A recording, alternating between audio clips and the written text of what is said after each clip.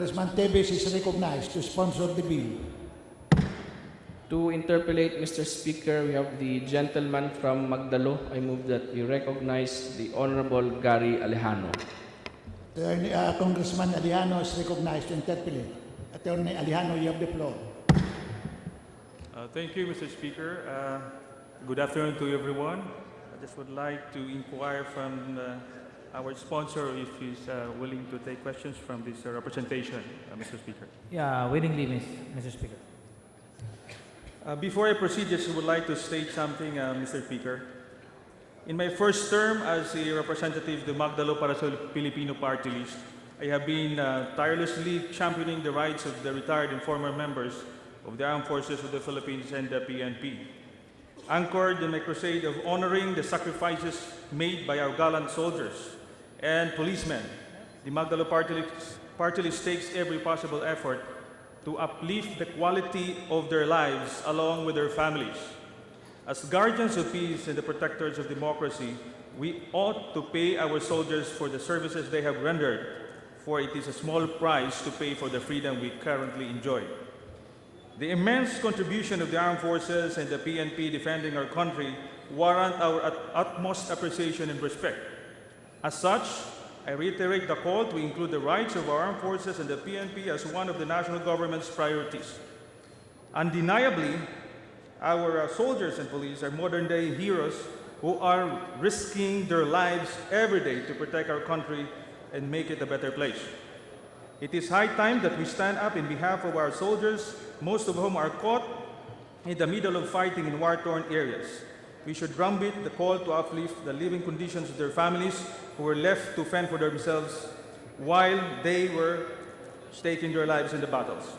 Lack or inadequate provision of housing program for the APPNP is one of the grievances raised by the Magdalo Group way back in 2003 when they protested against the past administration.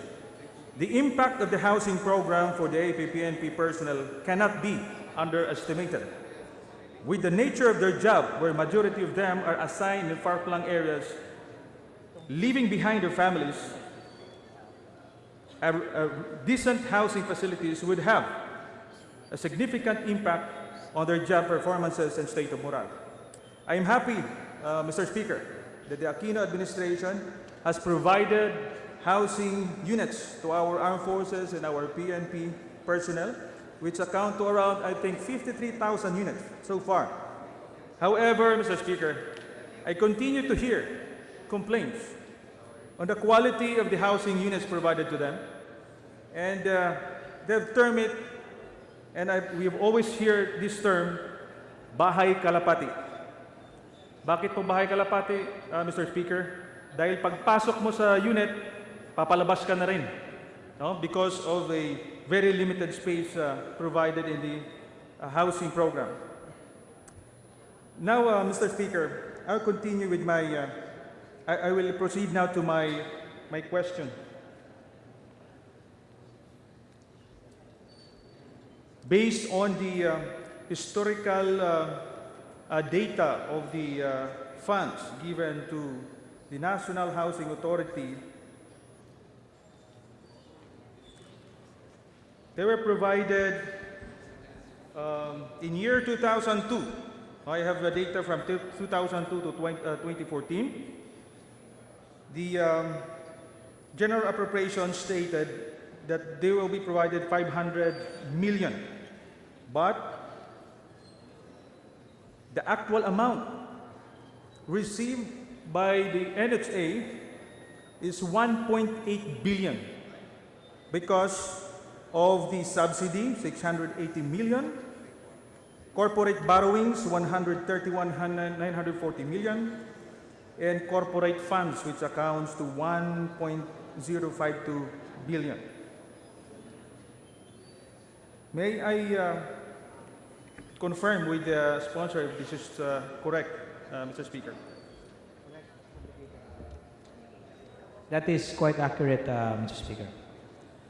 That only means, Mr. Speaker, that whatever we approve here as part of the General Appropriations Act, that is only part and parcel of the budget that NHA received from the government. Because, as I've stated earlier, now I will proceed to 2014. Their only budget approved based on Republic Act 10633, the approved amount is only 11 billion. But the total amount that they have received is 56 billion. Based on the corporate funds added and the subsidy given to the agency. Is this correct, Mr. Sponsor? Yeah, that actually the total that they received from corporate funds and GAA supplied funds is 68.5 billion, Mr. Speaker. Please repeat, Mr. Sponsor. That would be 68.577 billion, Mr. Speaker. All sources of funds for NHA for 2014. 14. May I request from the sponsor the breakdown of such amount? Yes, it would be a fund balance of 18.5, a carryover balance of 26.59, which would make it 45. Then you add the funds from the Rehabilitation Program Fund, our NG support for Yolanda of 11, and other receipts from corporate income, which is about 2 billion. It would total about 68.57 billion, Mr. Speaker, Your Honor. Thank you, Mr. Speaker. I just would like to ask the sponsor if NHA is a service-oriented or profit-oriented agency.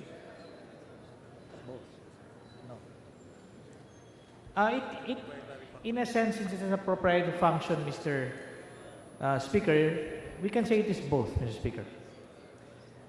Yes, Mr. Speaker, because if we look at this income statement of NHA, composed of gross revenues, less the expenses, and of course net profit before tax, the income tax, net profit after tax, plus the subsidies. Then you have the net profit in subsidies. Now, from year 2002, you have 681 million net profit in subsidies. Is that correct, Mr. Sponsor? Yes, Mr. Speaker. Then, as you go up the years, we'll talk about 2014, you have 24 billion as net profit in subsidies. Net profit 24 billion. Net profit and subsidies for 2014, yes, that is correct, Mr. Speaker. That will be 24.5 billion. Yun nga po, Mr. Speaker. Pag sinabi pong NHA ay ito po yung nagbibigay ng murang pabahay sa mga kapuspalad dating mga kapatid na Pilipino. Pero nakikita po natin ay kumikita po ang NHA, no? And with the quality, because I have visited the housing projects of NHA, nakakalungkot po dahil sa tingin ko po ay hindi po katanggap-tanggap lalong-lalo na sa miyembro ng Armed Forces at saka PNP. And yet, pag titingnan po natin sa income statement po nila, ay kumikita pa po sila. No?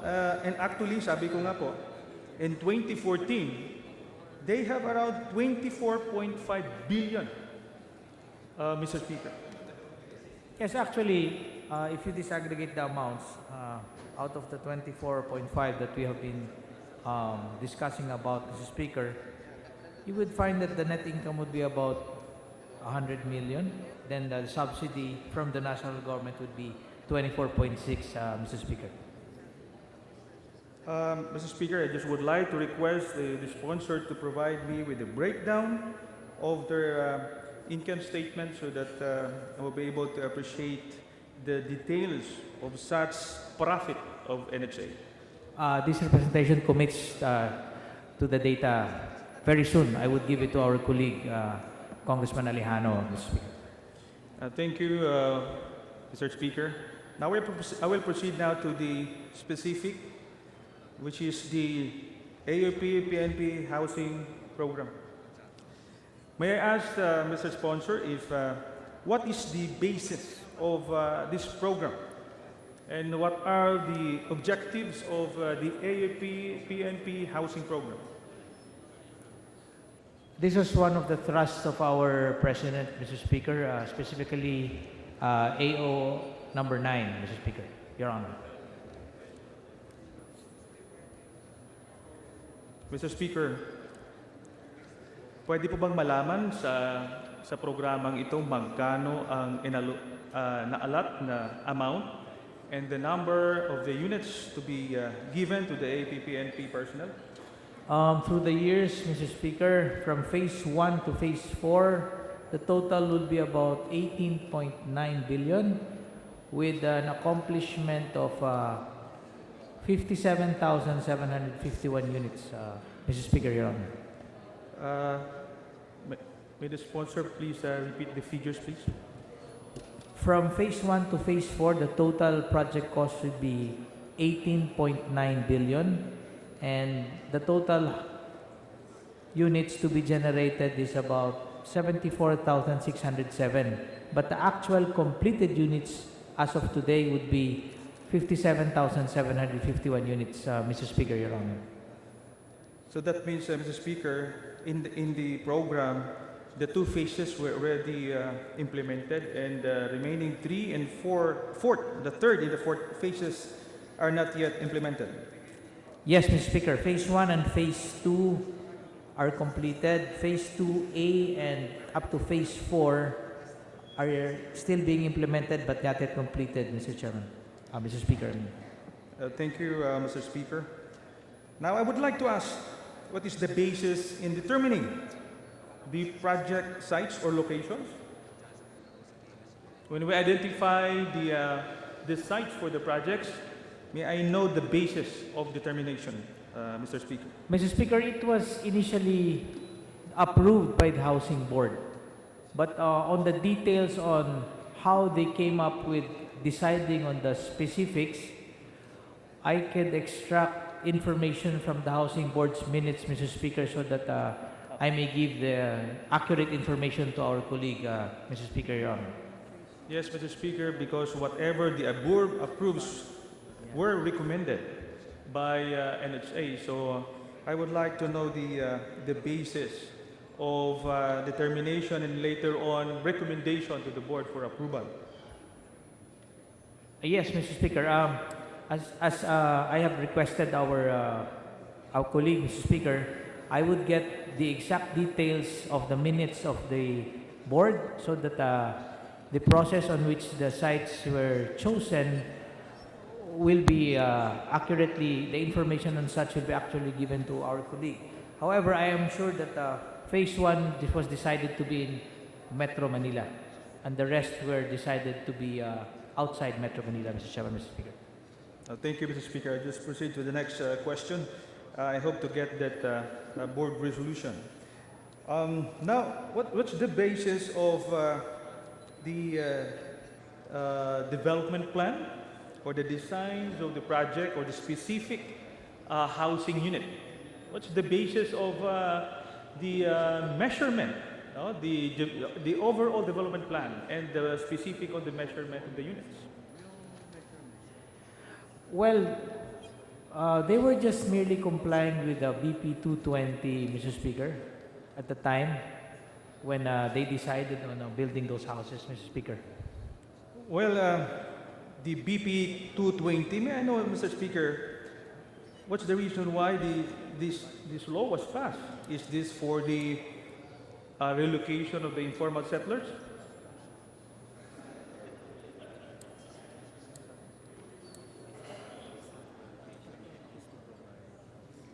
It was basically to provide for minimum lot size and minimum floor area for it to be allowed to be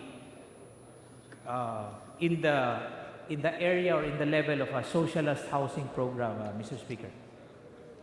So may I know, Mr. Speaker, what's the basis of 22 square meters floor area and 36 lot area for the AAP PNP housing? Actually, Mr. Speaker, BP 220 specifies that 22 square meters is the minimum living area that can be considered for the socialized housing program, Mr. Speaker. Well, Mr. Speaker, I hope NHA have come up with their own study, the international standard for a family, for the housing units for a family. Sana makuha po natin dahil the law was passed and approved on March 25, 1982. And maganda siguro makuha natin ng basihan. Ano ba ang basihan? Bakit ganun kalaki ang para sa housing units? Our colleague is correct, Mr. Speaker. We have gone a long way since then. Things have changed. And in fact, when Phase 2 was to be implemented and planned, it was a great improvement over Phase 1, which was basically the same 22 square meters. When we went to Phase 2 of the AFP housing, we considered putting up a loft already, Mr. Speaker. Yes, I understand, Mr. Speaker. However, as I inspected the areas where the loftable housing units are provided, para lang po siyang attic, no? Mayroong provision for loft. Kaya nga po pag titingnan natin, the same din po na kaliit. And then pag umakyat ka sa taas, mayroong model units, ay kailangan yumuko ka, no? Kaya nga nababasa ko minsan sa pronouncement of the President or the write-ups in the media, they said that the government will provide a two-story building for the AAP and PNP. I think that is not correct because hindi naman talaga pong dalawang floors. So merong loftable, nakaabang na parang semento doon para sa loft. Pero pag umakyat ko po doon sa taas, kailangan mong yumuko, baka mababangga yung ulo mo sa yero. So yun po yung tinatawag na improvement. But nonetheless, Mr. Speaker, it says here in Section 2 of BP 220, as used in this Act, economic and socialized housing refers to the housing units which are within the affordability level of the average and low-income earners, which is 30% of the gross family income as determined by the National Economic and Development Authority from time to time. So sinasabi ko dito na yung housing units na ipoprovide sa beneficiaries should be within the 30% of the gross family income. Is this correct, Mr. Sponsor? Again, I agree with our colleague. We have gone a long way since 1982, and certainly I know that the salaries of our soldiers are much bigger now than before, Mr. Speaker. I will go back to this issue later on, Mr. Sponsor, but I'll proceed to the next one. Since there is this Administrative Order number 9, which states that, or it has a title of Directing the National Housing Authority to formulate, implement, and manage a housing program for the military and police personnel. Ngayon po, NHA ang implementing agency. It's the one that will come up with a plan. Was the Armed Forces or the PNP involved in the determination of the locations and the designs of the units? Tinanong po ba natin sila? Dahil sila po yung end users. Na-involve ba sila? Tinanong po ba sila?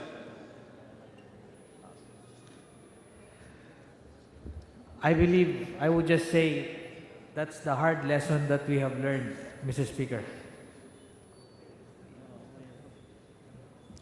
That means, Mr. Sponsor, they were not involved. Yes, that means that if they had been consulted, I knew that the designs would have been a little bit much bigger because I knew that anyway they could have afforded it anyway, Mr. Speaker. Hard lesson learned, Mr. Speaker. Yes, Mr. Speaker, precisely the reason why beneficiaries of the armed forces and the PNP were forced to accept the units, even if they don't want to accept the unit. But because they said, investment lang to, pwede, mura na. No? So, thank you for that answer, Mr. Sponsor. I just would like, again, NHA, to ask NHA if they're aware or they have data on the average family sizes of the AAP and PNP personnel? I'm afraid not, Mr. Speaker. The answer is Okay. Thank you, Mr. Sponsor. Is the NHA aware of the average income or the paying capacity of the members of the armed forces and the PNP? yes, Mr. Speaker. Are they aware? Is it Yes, correct? Mr. Speaker. Kaya nga po, tinatanong po natin ito dahil sa programa, sa Phase 1 at saka sa Phase 2, ang monthly deduction ay 200 pesos lamang. And they're actually capable of paying even 1,000 pesos for a unit, for a housing unit, which will house his family for the future.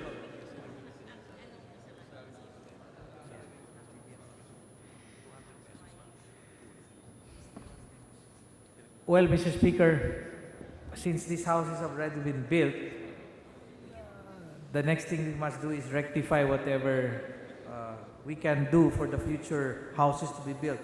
But I guess we can also do some corrections or amendments to the present houses, maybe double them in size by virtue of putting 2 units as 1. And if ever that would be palatable or feasible and acceptable to our soldiers, the National Housing Agencies are very willing to sit down with them so that we can have amendments or existing policies and rules and regulations, Mr. Speaker. That's good to hear, Mr. Speaker. Dahil po, they also wanted to have a space that would cater, especially kung malaki-laki yung pamilya, hindi po talaga kasya ang 22 square meter. Balik ko lang sa point.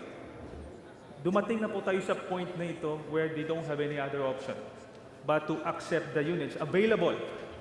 Kaya nga naitanong ko kanina kung naitanong ba, nakasama ba yung AAP in the planning of the housing program or the PNP in the housing program of the PNP, they would have recommended a bigger size units and units for them because sabi ko nga kanina, they are capable of paying even 1,000 or 2,000 pesos para sa kanilang pamilya. Ito ay nagiging dahilan kung bakit pupunta po tayo sa next issue. Aware po ba ang NHA kung ano ang occupancy rate ng ating mga housing units? Ibig po sabihin, physically occupying the units awarded to the beneficiaries. Aware po ba tayo? Ilan po ba ang nag-occupy sa kada unit? Kada project pala. It would be a little less than or at least 30%, Mr. Speaker. Masyadong mababa po, Mr. Speaker. Actually po, when I went to Baras Rizal, out of 1,900 plus units, 184 lang ang physically naka-occupy. 140 plus sa AAP and 40 plus, 44 for that matter, sa PNP. Now, may I ask again, NHA, what could have been the factors that contributed to the low occupancy rate of these projects? Kasi po kung walang bahay talaga ito, which is the target or the objective of the program, talagang titirahan po nila yan. Pero ano kaya ang mga dahilan bakit ang baba ng occupancy rate ng ating mga project units sa mga projects? Well, while it is already 100% awarded, Mr. Speaker, I too believe, together with my colleague, I agree that while some of them also find it too small, others are still deployed somewhere else or living somewhere else because they are assigned in other areas as soldiers, Mr. Speaker. Thank you, Mr. Sponsor. I just would like to cite the letter sent to me by the armed forces. In general, there is no doubt that the armed forces awardees intend to occupy their awarded housing units. However, the actual physical occupancy of the housing units of the armed forces awardees is hampered by the following. First, armed forces awardees assigned in the field needs enough time and resources to process and physically occupy the awarded units considering the difficulty in relocating a family. Number 2, it took time for developers to establish water and light connections in the different housing sites. Number 3, awardees need enough funds to improve the housing units to a livable and decent standard. Number 4, others are waiting for the time when the community facilities and amenities are fully established, such as, number 1, transport commuting system. Dahil po meron pong housing sites na instead na makatipid, nagbabayad po silang pamasahe ng daan-daan para makarating lang doon sa housing sites nila. Pangalawa, markets. Ang layo po ng palengke. Pangatlo, hospitals. Sa karamihan po, malayo ang hospitals. Of course, churches and schools. I would like to cite also the requirement of the BP 220, basic needs of human settlements, enumerated in descending order. Nakasaad po dito. Kailangan po sa settlement, una, water. Pangalawa, movement and circulation.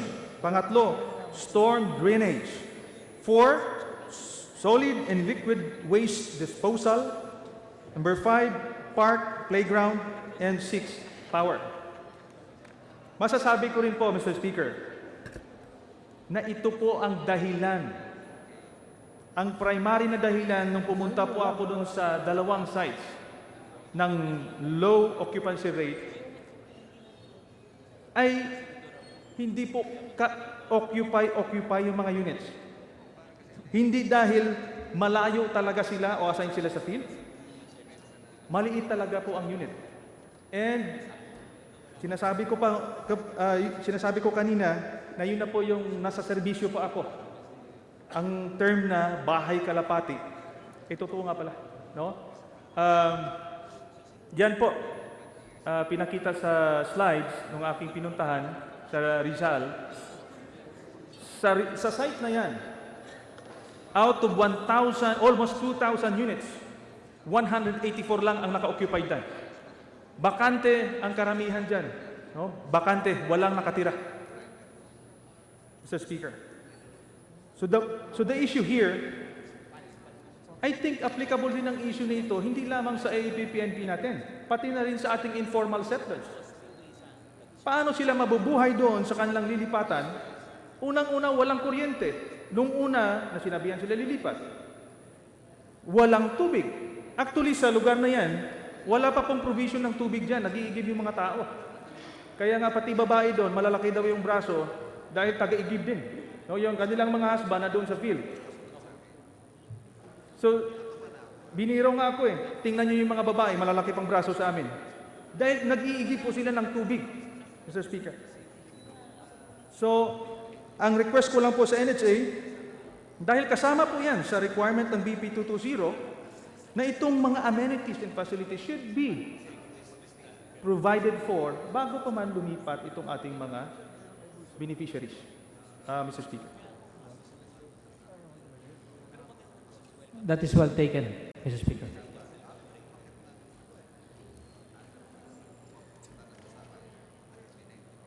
Mr. Speaker, pwede pa hong matanong sa NHA, ano po ang proseso ng pag-a-award, yung pag-a-award sa ating mga sundalo at pulis? Ano po ang proseso, requirement, application, and everything?